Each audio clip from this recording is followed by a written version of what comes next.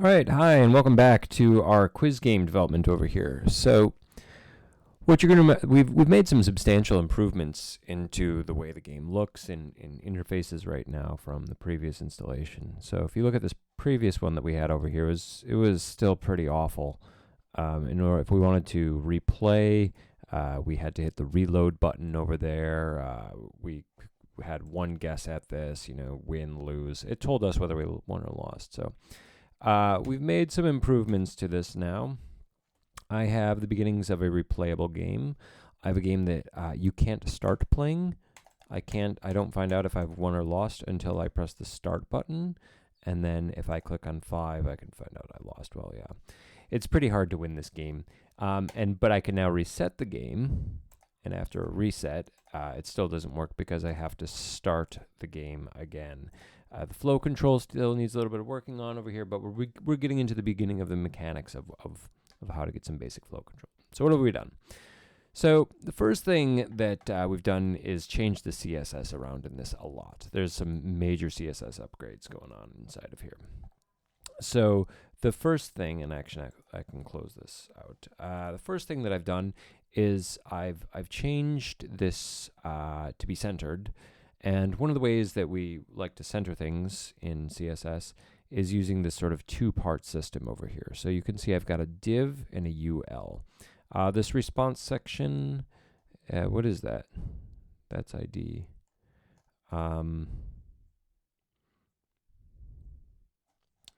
That's also a div.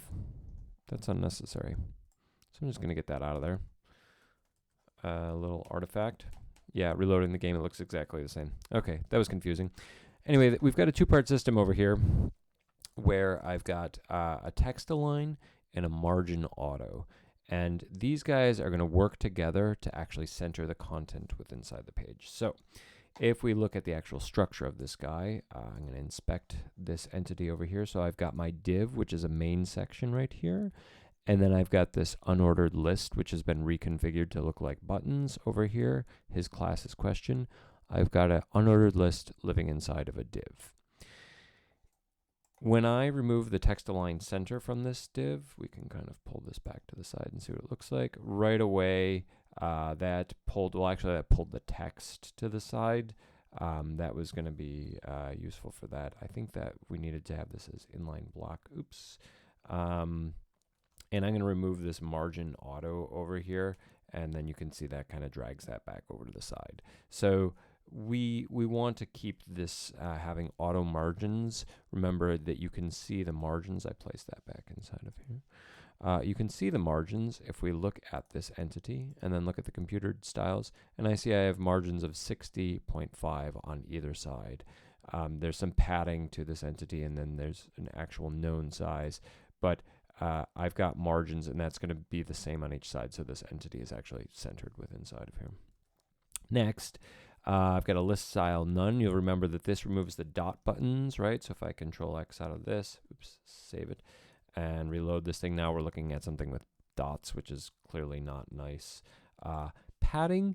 Unordered lists have some padding to them. We saw this before. This kind of uncenters the individual content inside of the unordered list inside of there, so we want to keep that. But this new stuff is Flex. So the thing about Flex is that Flex is a little bit more modern way of aligning and centering things inside of entities. So previously, I'd used a sort of trick of mathematics to make this happen. Now I've got this set up as a flex box, and we've got these things like flex start and flex wrap. I can set this to be wrap. The default is no wrap inside of here, but the flex wrap allows things to overflow. Oops, excuse me. So if I reload this entity, I thought that was going to...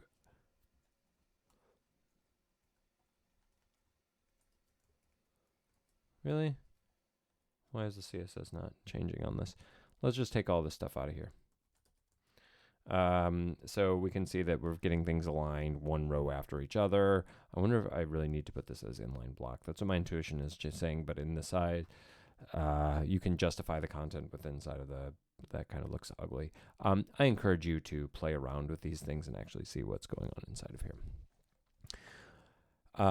What I've done with the unordered lists and I changed that back to the way it was. So I have two unordered lists inside of this document that are posing as buttons, right? So let's get this guy's down from here. I kind of want you to disappear. Okay, so I've got our unordered list up at the top, and then inside my lower container, my div, I've got an unordered list down here. These guys are going to have slightly different widths to them, and they have different classes this time. So this unordered list has a class of question. This guy has the controls. You can go back and look at the questions. The questions have a width of 720 pixels, and they have a slight border that's been placed around them. That's, again, something new to sort of give this a logical grouping. The reason that this is going to be 720 pixels is that each individual list item inside of an unordered list is going to have a width of 150 pixels, but it's also going to have a margin of 15 px. And this is going to be applied on either side. So effectively, the width that a list item takes up is 180 pixels. We can take a look at this. If we go over here and inspect any individual one of these guys, and this annoying section that I was just rolling out comes back in. Come on, buddy. And I look at the computed styles. This guy is taking up 150 width. He's got 50 height, right? But he's also got this 15 margin on either side of him, and you can see that margin showing up around over here. And all of our entities inside of here, notice that that orange display border stretches right to the end, and right down over here stretches right to the end. These guys are all sandwiched in against each other. So what we've got is 180 times 4, which is 720. That's going to be the width of this guy. So I'm kind of squeezing this in an exact fit.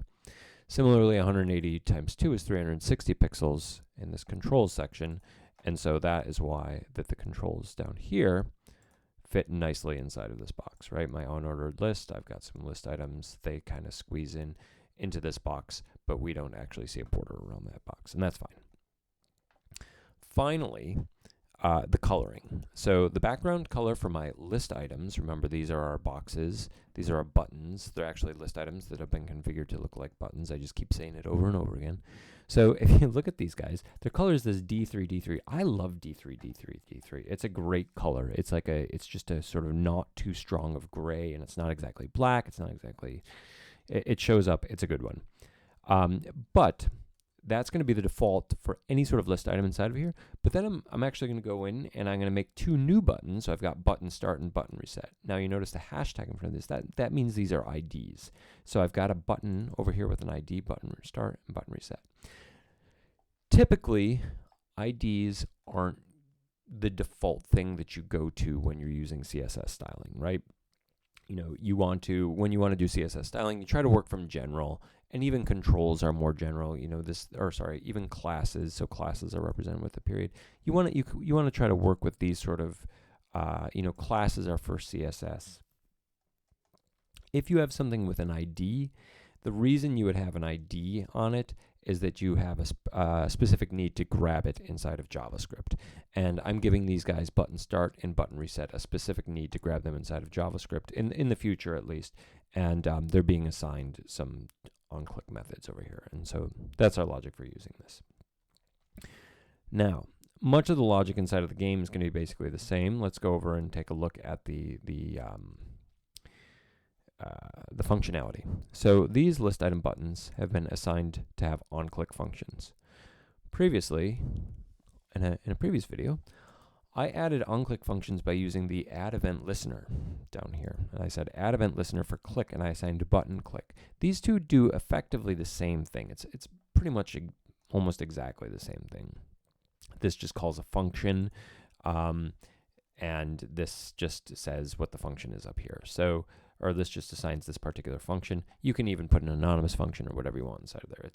It's all the same. But you're a little bit more extensible if you do it inside of JavaScript. You can obviously change this, whereas changing this entity up here is a little bit harder. This is hard-coded in right at the start. So this is, again, maybe something that you want to do if you want to have a little bit more permanence to it.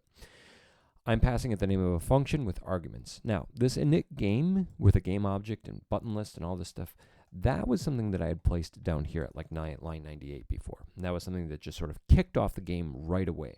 And if you go back and you look at this other entity, which I've since closed, the game kicked off right away. And there was an indication that the game kicked off right away because it gave us this little log over here that said, hey, item number 1 is the correct answer. And so if we look at the console over here, and I reload this page, I'm not getting that. I still have the same function over here that inits the game, right? This is looking the same as before, and it's logging the correct answer. Actually, I changed this around. But it's going to be logging the correct answer when I'm ready to start. So the correct answer in this case is G. A, B, C, D, E, F, G. It's 7. Great. I win. And I can now, the reset button has a way of clearing this functionality, sort of. And then when I reassign start, I can say, okay, A, win, restart, and then I can click the wrong answer. So, what are things doing over here? How are we starting? Well, to start the game, this button start, which is our green button, button start, he has an ID, button start, he has an onClick function. This calls a init game. So, init game is something that can actually be called, init game is actually something that can be called in this console over here. I can call this just like that, and that gives the exact same effect. So A, B, C, D, E, F, G, our right answer is 7. I win. I can run this line again in the console, and that's G. Okay, this time it's A. And then right? So I'm not resetting the game. I'm calling the functions. I'm giving myself the actual workflow of these functions. G again. Is this game loaded? There's F. So you can work within the logic and you can test out your functions and how they actually work by running them inside the console. And you can clear this console over here as well. So there are lots of really convenient debug tools inside of this console. You notice I've been doing things like looking at the size of these things, looking at the console and running functions. Great. So let's try this again. We can init the game. I know the answer is going to be A. And in the same sense that I ran the button that started this off, I can also run my reset button. So my reset button, I really need to close that. My reset button triggers the JavaScript function called reset game over here. So if I go in, copy my reset game, I keep going back there. It's in the, click reset game, and this resets everything back to 0. So reset game is actually, notice I'm calling it with the braces. If I call it without the braces, I just get the display of the function. So it's the definition of the function. And we can actually go and look at the definition of the function over here this time, right? So the reset game, what he does is he iterates over this array, this button list, which was now changed to the class of questions. Everything a list item that's inside of a class questions.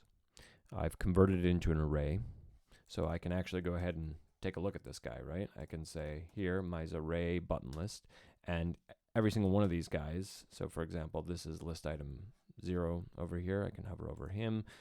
This is the third list item, and I hover over him. He's number 4. He's got some data point associated with him.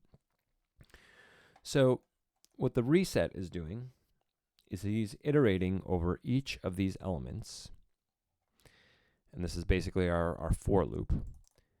lm is each of these elements. Remember, each of the elements is actually a list item in this case. So it's actually an HTML entity. So we're going to take this HTML entity, we're going to iterate over them, and we're going to set the style, the background color. So you can do this in the console entirely. So let's just set up a sort of pseudo broken condition. I know the correct answer is D, so I'm going to choose A. I've lost. I have my array button list of, let's call it 0 this time, right? And so that's this entity. I'm going to call him A. I can say something like A is a list item, dot style, and this is the CSS properties, dot background color equals, what do we got? What do we want? Well, how about hashtag D3D3D3? So in the console, I can actually change the color of this again. So let's reset so I can start my game again. I'm going to choose B this time. I'm going to go through. I'm going to take my array button list of 1. Let's call it B, right?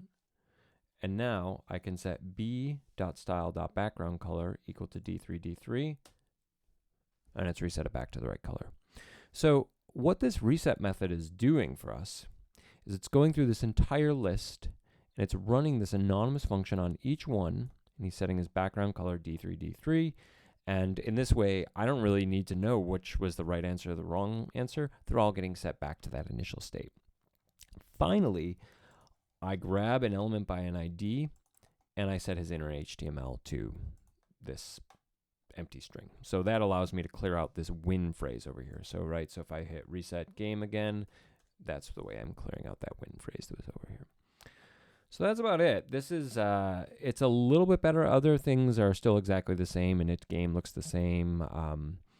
I did change the choices that are over here, but there's still some things that make this a thoroughly horrible game, right? So I can choose start, and I can choose 7. If I choose not to reset, I can still press start, and I can choose the wrong answer. So I can keep starting and picking wrong answers and really racking up some a giant red board over here that says lose the whole time.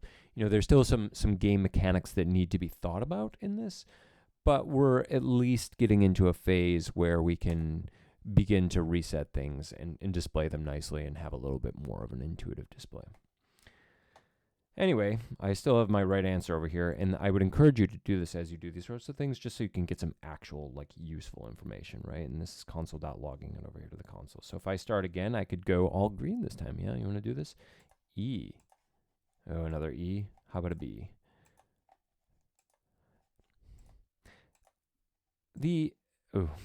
F. Yeah, I knew that. This game's ability to, like, generate the same whatever. You know what? I'm going to close this out. Hopefully get the gist of it. Thanks a lot.